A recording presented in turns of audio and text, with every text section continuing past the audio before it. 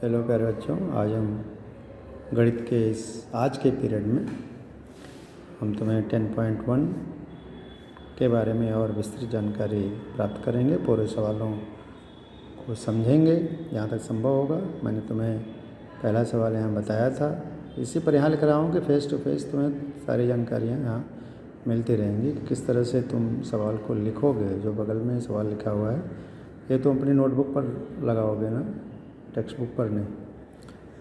तो इन पहले सवाल बताने के बाद मुझे लगता है तुमने 1, 2, 3, 4 इन प्रश्नों को हल कर लिया होगा। पाँचवें को भी हल किया होगा। It is not look from that, उससे अलग नहीं कुछ है। लेकिन फ़िलहाल मैं तुम्हें एक बार और रिवीजन के रूप में इसे दिखा रहा हूँ कि किस तरह से 5x का घन माइनस 3x का स्क्वायर में x स्क्वायर से भाग करेंगे।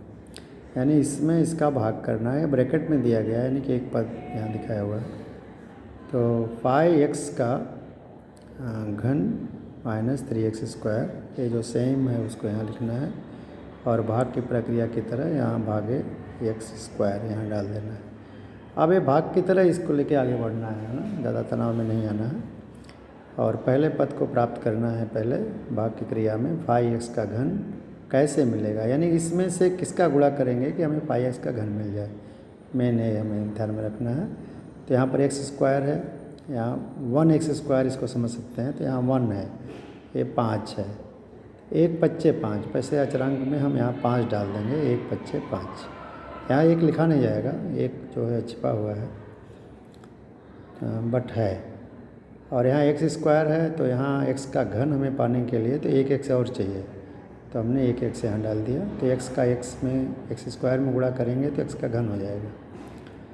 तो हमने यहाँ 5x भागफल के रूप में लिखा और इससे भाग देने के बाद हमें यही मिल जाएगा फिर x स्क्वायर गुणे 5x बराबर 5x का घन। तो 5x का घन या क्यूब यहाँ हमने लिखा 3 घात डाल के, यहाँ पर हम लिखेंगे माइनस। ठीक है, क्योंकि भाग में माइनस ही करते हैं ना, घटा के लिखते हैं। माइनस हमने किया तो इसको माइनस करने के बाद 0 आया। अब अगले पद में हम चलते हैं, जैसे हम सामान्य भाग प्रक्रियाओं में करते हैं। अगला पद जो है माइनस x का वर्ग, माइनस x का वर्ग हम नीचे उतार लेंगे और नीचे उतारने के बाद फिर वही प्रक्रिया यहाँ से शुरू करेंगे। जो भाजक है उसको भाग देने का प्रयास करेंगे उससे। x को अब यहाँ लेकर आएंगे, x स्क्वायर, यहाँ ऑलरेडी x स्क्वायर है इसलिए वहाँ पर कोई x नहीं जाएगा। लेकिन यहाँ पर 1x है तो 1 का यहाँ 3 है, तो -3 प्राप्त करने के लिए -3 वहाँ रखेंगे, क्योंकि वहाँ पर 1 होने के नाते 1/3 करके यहाँ लिखना पड़ेगा। तो 1/3 कौन सा एक जो यहाँ छिपा हुआ है, ध्यान रखो, मैं लिख नहीं रहा हूँ, लिख दूँगा तो कन्फ्यूज हो जाएगा। 1/3 -3 और x स्क्वायर ऑलरेडी यहाँ पर है, वही x स्क्वायर यहाँ पर है, यानी कि किसी संख्या में 1 से गुणा करने पर वही उत्तर प्राप्त होता है। तो 3 × 3 यहाँ प्राप्त हुआ और x स्क्वायर यहाँ कुछ नहीं है, यानी 1 समझो, x स्क्वायर × 1 बराबर x स्क्वायर।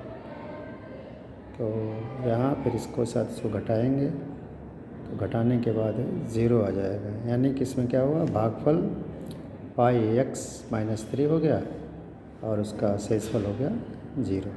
ठीक है, पांचवा सवाल इस तरह से लगाएंगे। देखो माइनस की प्रक्रिया तुम्हें लगता है माइनस माइनस प्लस हो जाता है, वो 6x square minus 6x square आ सकता था, लेकिन हमको माइनस करना है, इसको जोड़ना नहीं। माइनस जब करेंगे तो एक माइनस और दूसरा प्लस हो जाता है, दोनों कट के शून्य हो जाते हैं। अब तुम्हें लास्ट में मैं एक सवाल लास्ट का समझाऊंगा, अंतिम जो है 10वां सवाल देखेंगे। तुम लोग आगे का सवाल करते रहना और जहाँ तुम्हें समस्या मिलेगी मुझे व्हाट्सअप करना या पूछना।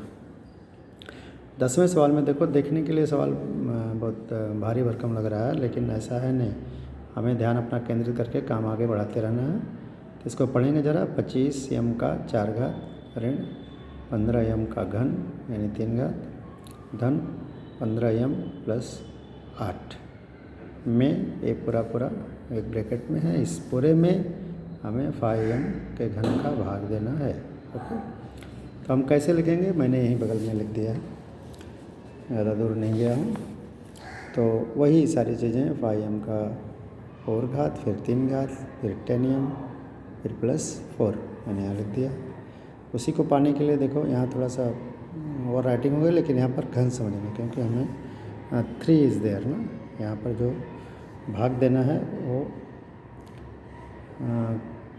5m का घन है। ओके, तो 5m के घन में जब हम भाग देते हैं तो 5 का 25, 5 से 25 प्राप्त करने के लिए 5 पच्चे 25, 5 का बार ले जाएंगे, और m घन से m का 4 घात प्राप्त करने के लिए तो एक m का 1 घात यानी जो छिपी हुई है तो एक m यहाँ डालना पड़ेगा। तो 5 पच्चे 25 हो गया, और m घन में m का गुणा किए तो m का 4 घात हो गया। तो उसी को हम यहाँ पर सेम लिख दिए और उसका माइनस किए तो यहाँ आ गया 0। अब इतना करने के बाद हम अगले स्टेप में जाएंगे। अगले स्टेप में -15m का घन हम यहाँ पर उतार लेंगे ऊपर से, और फिर यहाँ जाएंगे, यहाँ से यहाँ की प्रक्रिया फिर करेंगे वैसे ही। क्योंकि यहाँ माइनस होने के नाते वहाँ माइनस चिन्ह डालेंगे, यहाँ माइनस है नहीं, माइनस होता तो वहाँ माइनस नहीं डालते, क्योंकि हमको माइनस पाना है तो ये दोनों में से एक माइनस होना चाहिए। यहाँ एक माइनस का चिन्ह डाल दिया, फिर 5 तिहाई 15 है, 15 पाने के लिए 3 बार तो ले जाना पड़ेगा, 5 तिहाई 15 हो गया। और m घन पाने के लिए तो ऑलरेडी m का घन है, तो m का घन पाने के लिए यहाँ कोई m नहीं डालना होगा। अगर m डाल लेंगे इसकी तरह से तो m का 4 घात हो जाएगा, इसलिए केवल 3 अंक रहेगा, क्योंकि m का घन तो यहाँ से मिल जाएगा। तो हमने वैसे ही किया, 3 भागफल हुआ, 3 पच्चे 15 और m का घन यहाँ डाल दिया, उसका माइनस किया, घटाने के बाद वैसे ही पहले की तरह ये माइनस करेंगे तो क्या होगा, ये 0 आ जाएगा। और फिर अगले स्टेप में जाएंगे तो 10m + 8 है ना, 10m + 8 जैसा तुम्हारे सवाल में है। तो उस स्टेप को हम नीचे लेकर आएंगे तो देखेंगे कि चूँकि ये घातांक है, ये पद जो है समान नहीं है, इस m के घात को हम m3 से भाग दे के नहीं पाएंगे, यानी कि ये जो है छोटा है।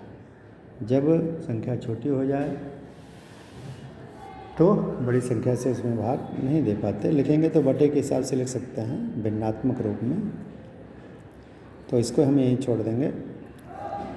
और ये जो है शेषफल के रूप में तुम्हें प्राप्त हो जाएगा, और ये भागफल के रूप में, तो भागफल हो गया, यहाँ पर मैंने लिखा देखो भागफल बनाओ 5m - 3 और शेषफल है 10m धन m, 10m + 8 यहाँ पर। इस तरह से सवाल संपन्न हो जाएगा। जहाँ तक हमें क्लियर भाग जाता है और वो स्टेप्स प्राप्त होते हैं वहाँ तक हम भाग देंगे, और जो इससे अलग है विजातीय पद जब यहाँ पर मिलते हैं, यानी बिना घात के विजातीय नहीं कर सकते, जैसे मुझे घात है, ये बिना घात वाले मिलेंगे तो हम वहीं छोड़ देंगे और वो शेषफल के रूप में प्राप्त हो जाएंगे। ठीक है, इस तरह से इस प्रश्न संग्रह 10.1 को आपको पूरा करना है, सारे सवालों को लगाना है, और जहाँ कहीं when you get confusion contact me, मुझसे संपर्क करो। और साथ में सेल्फ अध्ययन के लिए जो पीछे के पाठों में ये सब समझाया हुआ है, देख रहे हो ना, इतना बड़ा है, सेम टू सेम लगभग वैसा इसको समझा के बताया। देखना तुम कैसे कैसे स्टेप को आगे बढ़ाया हुआ है, तो it will help you more. Okay, तो पढ़ाई अपनी कंटिन्यू रखो, अपने दिमाग को हमेशा सचेत रखो, और कहते हैं ना अनाभ्यास से विषम विद्या, अभ्यास छूट जाएगा तो विद्या सब भूल जाएगी, इसलिए निरंतर अभ्यास करना है। जल्दी ही हम लोग फिर से मिलेंगे, है ना। Okay, thank you very much, have a good day. काम में लगे रहो और करके मुझे बताओ, ठीक है।